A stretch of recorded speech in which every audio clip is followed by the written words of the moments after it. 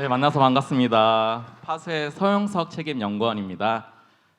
예, 오늘 이 시간에는 문서 가상화, 좀 생소하신 용어일 것 같은데 문서 가상화에 대해서 좀 이야기를 하는 시간을 가져볼까 해요.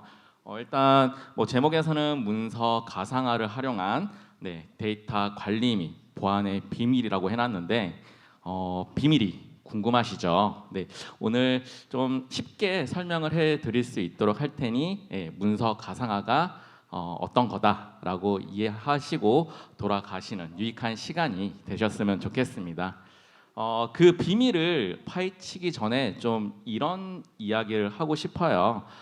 지금 기관이나 기업 내에서 현재도 그렇겠지만 정말 많은 문서들이 실시간으로 생성이 되고 활용이 되고 사용이 되고 또 공유가 되고 있을 거예요.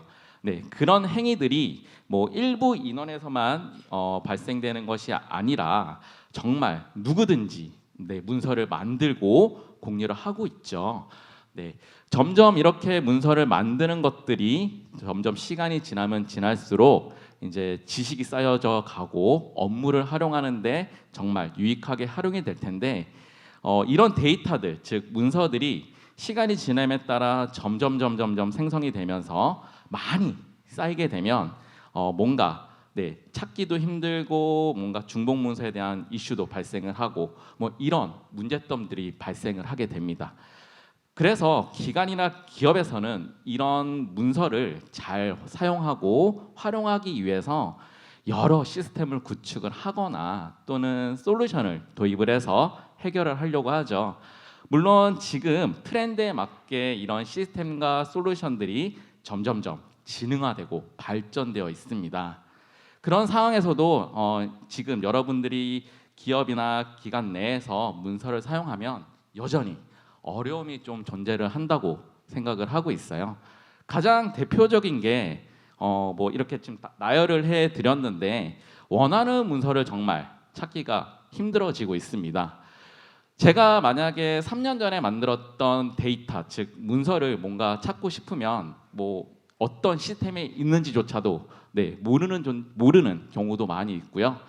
이런 문서들이 중복 문서들이 많이 있어서 복제본, 파생본 때문에 내가 정말 원하는 문서인지도 모르는 경우가 많죠. 이런 문서를 찾는 시간, 노력 이런 것들이 어떻게 보면 우리가 업무를 하는 데 있어서 효율성을 제대로 발휘하지 못하고 낭비하게 된다고 저희는 생각을 하고 있습니다. 또 이렇게 수많은 중복 문서들 그리고 존재를 모르는 어딘가에서 존재하고 있지만 우리가 활용을 하지 못하는 존재를 모르는 문서들도 많이 있겠지만 우리 기관 내에서 외부로 나간 문서들도 분명 많이 존재를 할 겁니다. 이 외부로 나가는 것은 당연히 우리가 업무를 하면서 외부의 협업도 많이 하기 때문에 이루어질 수밖에 없는 현상이라고 저희는 생각을 하는데 이런 데이터들이 기관을 벗어나게 되는 순간부터 관리의 대상에서 멀어지게 되는 거죠. 또한 우리가 뭔가 시스템이나 솔루션을 운영하다 보면 정말 많은 예외를 경험하게 됩니다. 특히나 외부로 많이 발송되는 팀에 대해서는 보안 정책을 좀 느슨하게 한다든지 또는 대표님이나 팀장님들에게는 풀 권한을 부여를 해서 뭔가 좀 더 쉽게 사용할 수 있게 한다든지 이런 예외적인 요소들이 계속 꾸준히 발생을 한다는 거죠. 자, 그렇다면 이런 어려운 점들을 우리가 좀 더 해결을 하고 뭔가 개선할 수 있다라고 한다면 바로 그것이 문서 가상화라고 저희는 말하고 있습니다. 문서 가상화의 특징은 한 5가지 정도로 나열을 할 수가 있는데요. anytime, anywhere, any device, easy, 그리고 security라고 저희는 정의를 했습니다. 이게 무슨 말이냐면 우리가 문서를 사용할 때 정말 언제든 내가 필요한 시점에 어디서나 즉 지금 여기 있는 컨퍼런스장이라든지 사외, 사내에서 어디서든 쉽게 접근을 하고 어떤 디바이스에서든 즉 내가 지금 가지고 있는 PC라든지 모바일 뭐 이런 태블릿에서도 쉽게 사용이 가능하고 접근이 가능한 상태를 이야기합니다. 근데 이런 기본적인 활용 상태에 베이스로 보안이 유지된 환경을 이야기를 합니다. 이것이 바로 문서 가상화의 특징이라고 보시면 될 것 같아요. 문서 가상화 아직도 조금 생소하시죠? 네, 좀 개념과 정의를 좀 더 쉽게 저희가 풀어서 한번 설명을 해드릴게요. 네, 우리는 지금도 끊임없이 문서를 생성을 하고 있습니다. 지금 좌측에 보이는 이런 문서를 문서 가상화 서버에 저장을 해놓는 거죠. 네, 그래서 우리는 이 문서 가상화 서버에 저장을 할 때 다양한 메타 정보를 기입을 해서 저장을 하게 된다면 나중에 언제 어디서나 쉽고 빠르게 메타 정보를 활용해서 문서에 접근을 할 수가 있게 되는 환경이 되는 것입니다. 즉 문서 가상화의 서버에서 우리는 그런 고유의 식별을 찾아내서 문서에 접근을 하게 되는데 대부분 이런 식별들은 서버에 존재를 하기 때문에 URL 형태로 존재를 하게 되겠죠. 자, 그러면 이런 문서의 메타데이터를 기입을 해서 문서 가상화 서버에 집어넣고 이 문서를 가상화 환경으로 만든 다음에 뭔가 사용할 때마다 이런 가상 채널을 통해서 메타 정보를 확인을 하고 네, 뭔가 영속적으로 사용을 할 수 있다라고 하면 네, 앞서 말씀드린 5가지 특징을 만족할 수 있을 것 같습니다. 네. 그렇다면 이런 문서 가상화를 활용하기 위한 핵심 기술이 있습니다. 저희는 이 핵심 기술을 4가지로 말씀을 드리고 싶은데요. 첫째가 컨텐츠 패키징입니다. 그리고 두 번째로 컨텐츠 버추얼라이제이션이라고 하는 게 있고요. 그 다음에 세 번째로 가비지 컨텐츠 컬렉션이라고 하는 기술이 있습니다.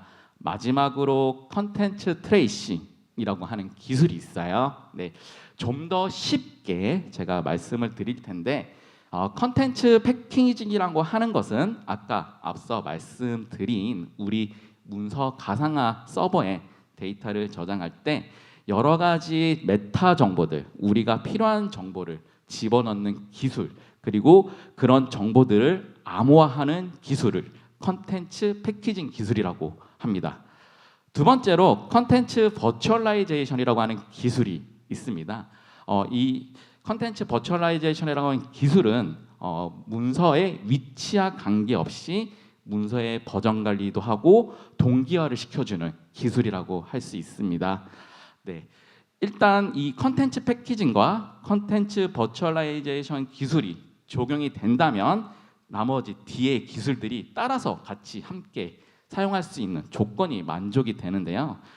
가비지 컨텐츠 컬렉션이라고 하는 이 기술은 데이터가 패키징이 되면서부터 버전 관리가 되고 영속적인 사용성을 가져가는 동시에 우리가 정말 이 데이터에 대해서 불필요하고 쓸모없는 데이터를 걸러내서 삭제를 해주는 기술이에요.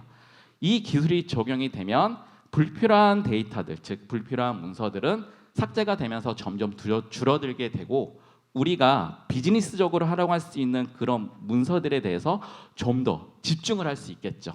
그렇게 함으로써 비용과 보안을 하고 관리를 하는 비용과 시간을 절약하게 되는 것입니다. 마지막으로 컨텐츠 트레이싱이라고 하는 기술은 우리가 문서를 만들어서 뭐 공유하고 또 여러 가지로 활용을 할 텐데 그런 과정에서 복사본과 파생본이 끊임없이 이루어지고 있습니다. 그리고 이런 문서들이 어느 경로를 통해서 뭐 외부로 유출이 된다거나 뭐 이럴 수 있겠죠. 이런 복사본과 파생본 유출에 대한 이런 그 영속적인 과정이 있는 과정에서 일어날 수 있는 문서에 대한 추적이라고 보시면 될 것 같아요. 그래서 문서 가상화를 이루기 위해서는 이 기본적으로 4가지 기술이 필요하다라고 말씀드리고 싶습니다. 네, 좀 더 중요한 앞에서 말씀드린 컨텐츠 패키징에 대해서 조금 더 설명을 드리면요. 컨텐츠 패키징이라고 하는 것은 컨텐츠에 메타 정보를 집어넣는 거예요. 근데 우리가 이런 메타 정보를 이제 뭐 집어넣을 때 어떤 정보를 집어넣을 수 있느냐? 네, 보시는 바와 같이 컨텐츠에 대한 고유 아이디가 무조건 있어야 됩니다. 그 컨텐츠에 대한 고유 아이디를 통해서 우리는 이 컨텐츠를 관리하고 보호를 할 수 있게 되는 거고요. 그에 따라서 뭔가 위치 정보라든지 그 다음에 이 컨텐츠를 만든 사용자 또는 뭔가 보유하고 있는 소유자 정보들, 그 다음에 이 문서가 편집이 되고 수정이 되고 그럴 때마다 버저닝이 생길 텐데 그런 버전 정보들, 그리고 여러 가지 예외에 대한 정보들을 우리는 이 문서에 메타 정보로서 삽입을 하는 겁니다. 그리고 이런 정보들에 대해서는 암호화를 하는 거고요. 물론 컨텐츠 자체에 대한 암호화도 이 컨텐츠 패키징이라고 하는 기술이라고 보시면 됩니다. 그럼으로써 우리는 메타데이터를 집어넣은 이 컨텐츠를 통해서 조금 더 지능적인 문서 관리 환경을 제공을 할 수 있게 되는 것이죠. 네. 최대한 쉽게 설명을 좀 드렸는데 컨텐츠 패키징이 어떤 것인지 대충 이해하셨겠죠? 두 번째로 말씀드릴 것은 컨텐츠 버추얼라이제이션이라고 하는 위치와 관계없이 문서 버전 관리 및 동기화를 해주는 기술이라고 보시면 돼요. 네. 가운데 이제 문서 가상화 서버가 존재를 할 거고요. 여기에는 문서 가상화 되어 있는 문서가 존재를 합니다. 그리고 이런 문서들이 가상화 서버에만 존재를 하는 게 아니라 우리의 개인 PC, 모바일, 기관 또는 기업 내 여러 이메일 시스템들, 그리고 웹 이런 데 정말 산재돼서 존재를 할 텐데 이런 것들을 일괄적으로 서로 연결이 되어 있기 때문에 버저닝이 관리가 되고 영속적으로 사용을 할 수 있고 동기화까지 시켜줄 수 있게 되는 것이죠. 이 기술을 우리는 컨텐츠 버추얼라이제이션 기술이라고 말하고 있습니다. 그렇다면 이런 기술들을 가지고 실제 우리 업무에 한번 적용을 해봤을 때 어떻게 좀 변화가 되는지 활용 사례 3가지 정도를 좀 설명을 드릴게요. 먼저 사내 문서, 우리 기업, 기관 내에서 문서를 공유하고 사용하는 환경을 먼저 말씀을 드릴게요. 이 페이지는 우리가 문서 가상화를 적용하기 전에 이제 저희가 흐름을 그려봤는데 아마 여러분들이 많이 공감을 하실 것 같아요. 우리가 대부분 문서를 이렇게 생성을 합니다. 기업 내에서 생성을 하고 생성된 문서는 공유가 되고 사용이 되고 활용이 되겠죠. 여러분들 대부분 이런 문서들을 공유를 할 때 문서 사용자에게 전달을 할 때 이메일 또는 메신저 또는 우리 사내에서 가지고 있는 뭔가 공용 나스라든지 또 여러 가지 지식관리 시스템 이런 데 올려놓고 공유를 하게끔 아마 하실 것 같아요. 자, 되게 일반적인 부분입니다. 근데 이제 이렇게 공유를 하게 되면 어떤 이슈들이 발생을 하냐면 매번 편집하고 저장할 때마다 다시 업로드를 하든지 전달을 하고 또한 문서를 공유받은 사용자가 다시 뭔가 수정이 일어나서 공유를 해야 될 때 다시 전달을 하고 이런 과정들이 계속 일어나게 된다면 뭔가 이런 절차상의 뭔가 낭비가 좀 심해지겠죠. 결국 최종 문서를 전달함에 있어서 여러 번 수정 과정이 일어나게 될 텐데 이런 과정에서 우리는 업무 생산성이 저하가 발생하게 됩니다. 또한 이런 문서들이 정말 여러 시스템에 산재되어 있을 거예요. 그룹웨어도 올라가 있을 거고 ERP 또는 오래된 이메일 또는 메신저 서버에도 계속 산재되어서 존재를 할 겁니다. 그러면 우리가 문서를 편집하고 뭔가 최종적으로 전달하고 공유하고 싶은데 이렇게 산재되어 일관성 있게 통제되지 못한다면 나중에 진짜 어떤 문서가 진짜 문서일지 모르는 경우가 발생을 합니다. 우리는 이런 것들이 문서가 하나의 문서지만 따로따로 관리되고 일관성 없이 데이터가 일치하지 현상은 우리는 데이터 사일로 현상이라고 얘기를 하는데요. 이런 데이터 사일로 현상이 계속 쌓이면 쌓일수록 문서 협업 업무를 하는데 방해 요소로 작동을 한다는 거죠. 자, 그렇다면 이런 사내 업무, 문서 업무 환경에서 문서 가상화가 적용이 된다면 어떻게 바뀔까요? 네, 문서 가상화를 한번 적용해 봤습니다. 네, 문서를 생성하는 사용자는 동일합니다. 네, 동일하게 뭔가 문서를 생성을 하고 문서 가상화 서버에 저장을 해놓죠. 그리고 그런 문서들은 여러 가지 메타 정보들, 즉 검색 정보라든지 위치 정보, 그 다음에 뭐 여러 가지 접근 권한 정보, 네, 이런 것들, 그 다음에 버전 정보들을 같이 기입을 해서 저장이 되는 이 문서 가상화 서버라고 보시면 되는데요.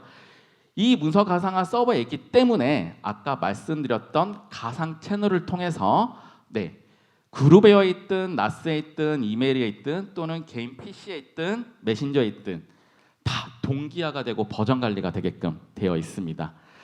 사용자는 계속 편집이 되고 수정이 될 때마다 전달할 필요가 없이 개인 PC에서 계속 편집과 저장을 하게 된다면 가상화 서버에 서로 연결되어 있는 그런 채널을 통해서 자동으로 버전업이 되고 문서가 가상화 환경으로서 사용할 수 있게 영속성을 가져가게 되는 거죠.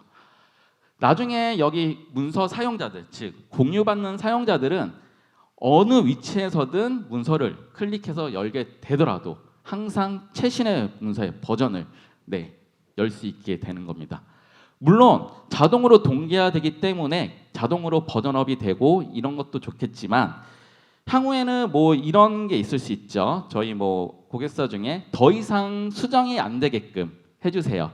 이렇게 산재되어 있는 문서들이 저는 이 문서들이 더 이상 수정이 안 되고 뭔가 영속적으로 보관이 되었으면 좋겠어요 라고 하게 된다면 문서 제공자는 그냥 일시정지, 즉 뭔가 동기화가 더 이상 이루어지지 않고 수정 편집이 이루어지지 않도록만 설정해 준다면 모든 산재되어 있는 모든 문서들은 동일하게 적용을 받게 됩니다. 그럼으로써 문서에 대한 보존을 할 수 있게 저희가 지켜드릴 수 있게 되는 거죠. 네. 두 번째 사례를 말씀을 드리고 싶어요. 두 번째는 이제 외부와의 협업입니다. 네. 기업이나 기관에서도 내부에서 문서를 많이 만들어서 공유를 하지만 실제적으로 외부와도 많이 공유를 하시죠. 네. 외부와의 공유 아마 이렇게 했을 것 같아요. 문서 생성자는 외부랑 공유를 하기 위해서 뭔가 이메일이라든지 메신저 또는 사내에 구축되어 있는 외부 공유 시스템을 통해서 뭔가 외부로 전달을 하도록 아마 구성이 되어 있을 것 같아요. 근데 이제 내부에서는 보안을 강화하기 위해서 뭐 문서에다가도 이렇게 보안을 적용을 해놨는데 실제적으로 이 문서를 공유를 하려고 하니 보안된 문서이기 때문에 외부에서는 열 수 없고 뭔가 활용할 수가 없는 형태가 대부분일 거예요. 그러기 위해서는 뭔가 문서에 대한 반출 승인을 사전에 득하든지 뭔가 승인 프로세스를 거친 다음에 외부로 전달을 했을 겁니다. 또한 문서의 수정과 편집이 일어날 때마다 매번 이 과정을 거쳐서 전달을 했을 거예요. 네. 그리고 이렇게 나간 문서들에 대해서는 대부분 이제 관리 범위에서 이제 벗어나게 되는 거죠. 네. 그렇기 때문에 이런 업무 형태를 가져가게 된다면 뭔가 요구 사항에 대한 변경이 있을 때마다 계속 문서 제공을 해야 되는 번거로움이 존재를 하게 되고요. 그 다음에 이런 문서 반출 승인을 받기 위한 이런 절차의 과정도 좀 의식할 수 있겠죠. 또한 이런 외부로 나간 문서들 더 이상 저희 영역이 있지 않기 때문에 보안상 취약점이 충분히 발생을 할 수 있습니다. 이렇게 변경된 사항이 제대로 전달되지 못할 경우에도 막대한 비용이 손실을 발생을 할 수가 있어요. 자, 이런 업무 외부와의 업무 형태를 봤을 때 이런 업무에서도 문서 가상화가 적용이 된다면 어떻게 바뀔까요? 문서 가상화를 한번 적용을 해봤습니다. 당연히 내부 사용자들은 동일하게 문서를 생성을 하겠고요. 그 다음에 문서 가상화 서버에 동일하게 문서 가상화로서 문서를 저장을 해놓습니다.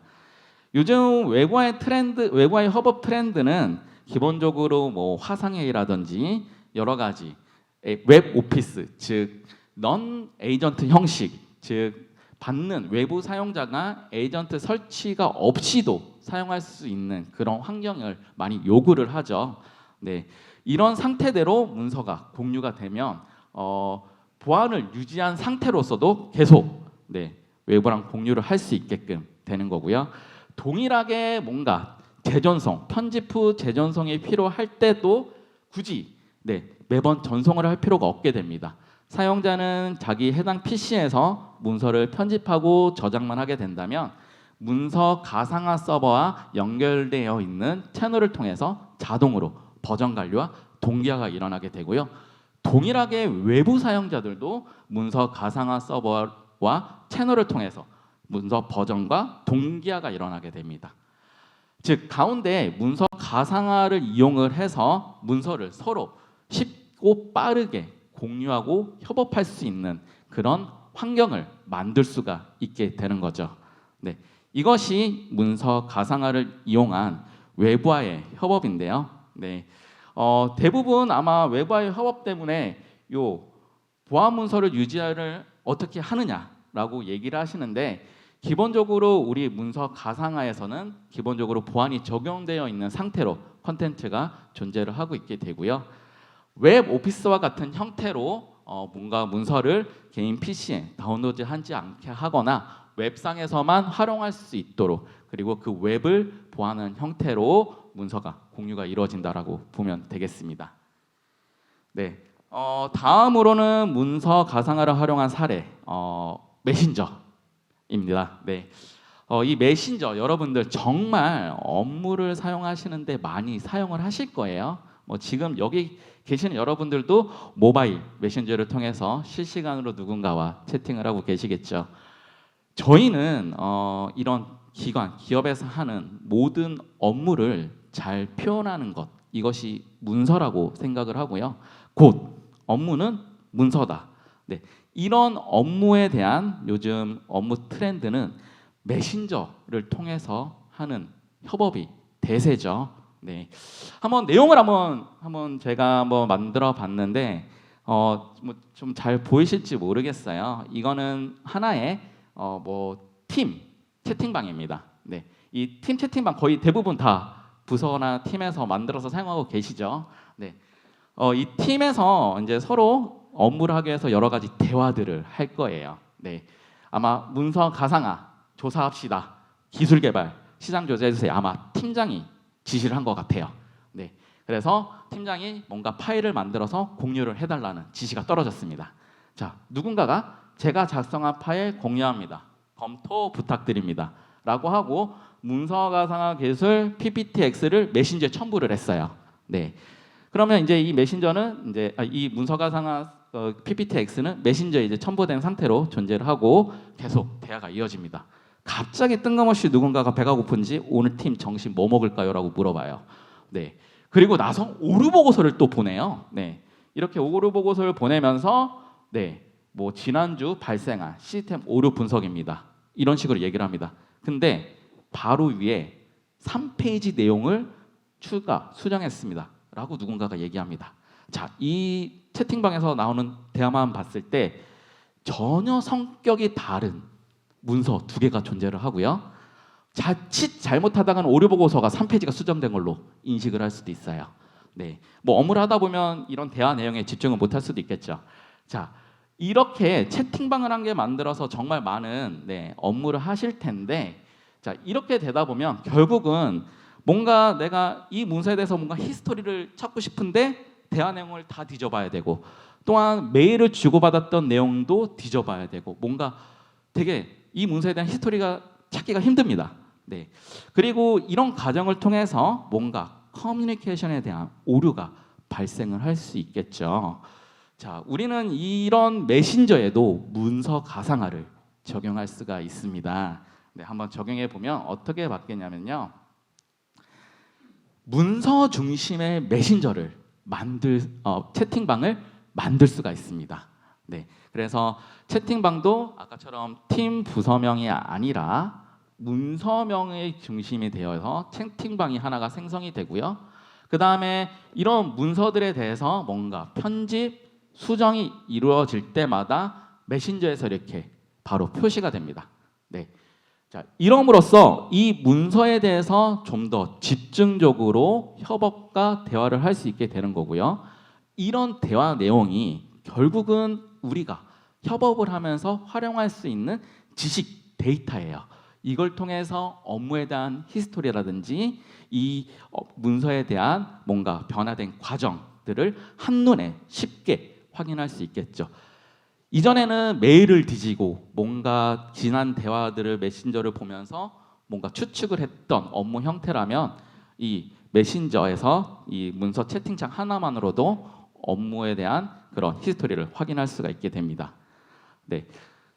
그리고 바로 이 채팅방에서 문서도 열 수 있게 되고 뭐 의견도 여러 가지 주고받을 수 있게 되겠죠. 그럼으로써 효율적인 협업이 가능하게 됩니다. 제가 오늘 이렇게 문서 가상화를 통해서 3가지 정도 사례를 말씀을 드렸는데 실제적으로 더 많은 사례들이 많이 있어요. 지금 아까 말씀드렸던 그런 기술들을 토대로 좀 더 활용 방안이 정말 많이 무궁무진하게 존재를 하고 있습니다. 자, 저희는 이런 지금 앞에 말씀드린 이 3가지 사례에 대해서 오늘 저희 부스를 통해서 좀 솔루션을 준비를 해왔고요.